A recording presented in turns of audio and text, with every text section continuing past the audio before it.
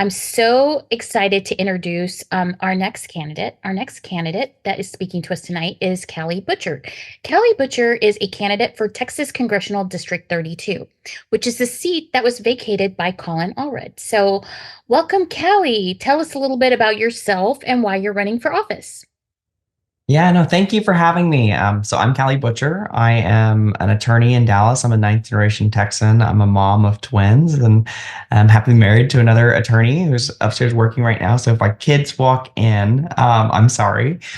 Um, so, Texas is my home. My family's lived here for 200 plus years.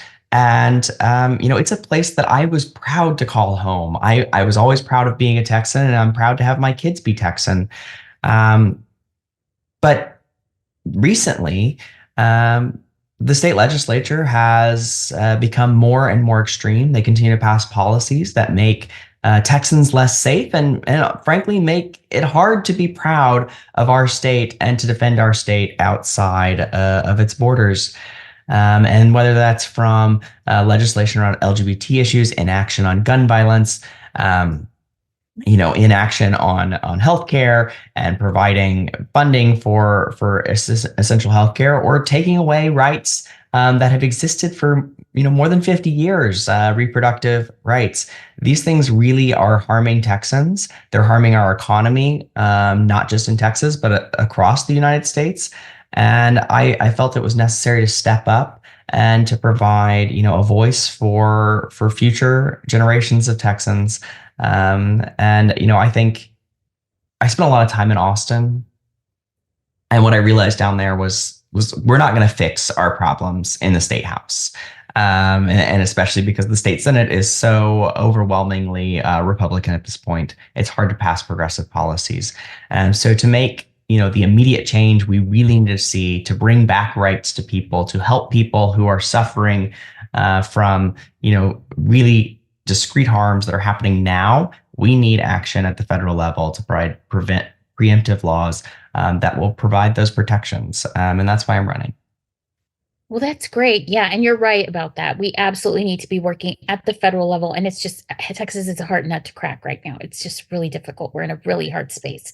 So, can you tell us a little bit about what your top three priorities are for your district while you're running for office? One of the great things about campaigning is you get to talk to a lot of people around your district, and I've gotten the opportunity to talk to not just maybe your traditional voters, but a lot of young people and a lot of people who maybe aren't part of the process or feel like they're left out of the process. And I think it's shed a lot of light on what people really are thinking in terms of the issues. And I think it comes down, priority number one, I think, is just very basic things like putting food on the table. How do I afford housing? How do I get a job? And how do I put food on the table, for my family?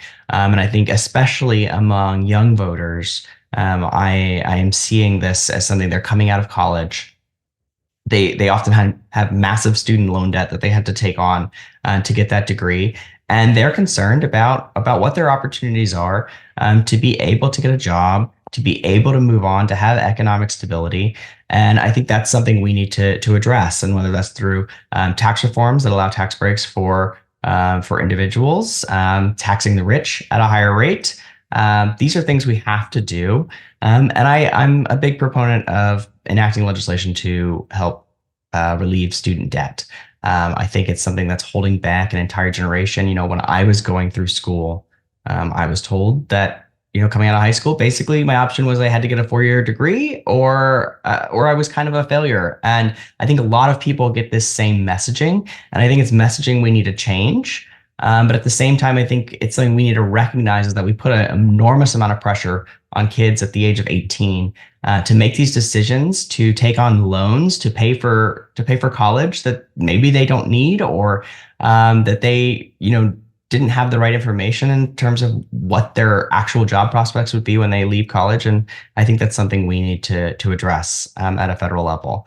The second thing is gun violence, right? So I'm a mom. I'm also a queer person, and as a mom, my kids are going to start elementary school next fall, And it terrifies me to think that they will be going to a school and they may, be subject to gun violence in a space that I can't protect them anymore.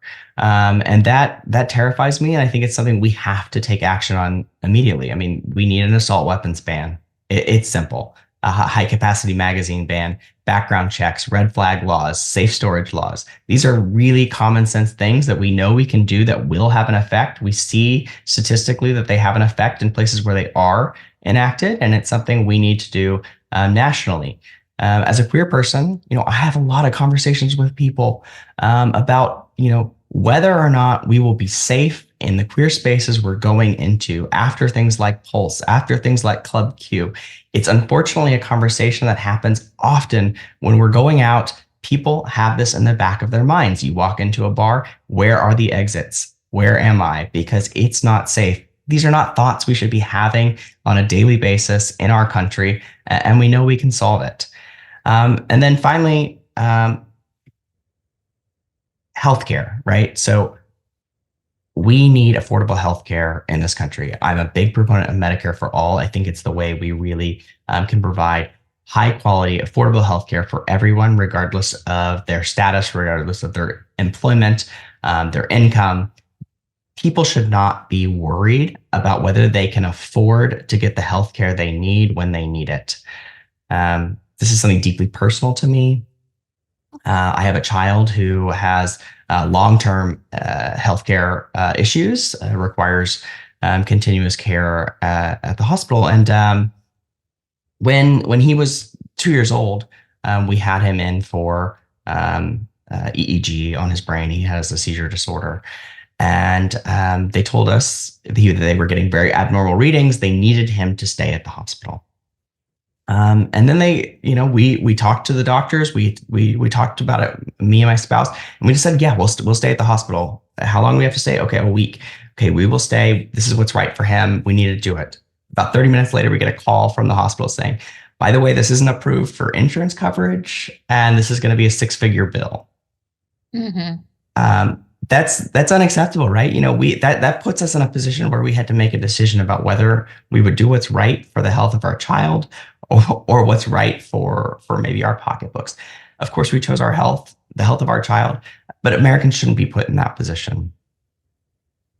Yeah, you are right. So thank you for that. So tell us, Callie, where can we find you and how best can we support you right now? Yeah, so you can find me on the web at CallieForTexas.com. That's CallieForTexas.com. And then on all social media platforms at Callie for Texas, all spelled out, CallieForTexas. And yeah, I mean, obviously campaigns cost money. Support, donations, always a positive. But what I like to tell people also is, tell your friends, post on social media, repost our stuff, engage with us. I want to hear from you.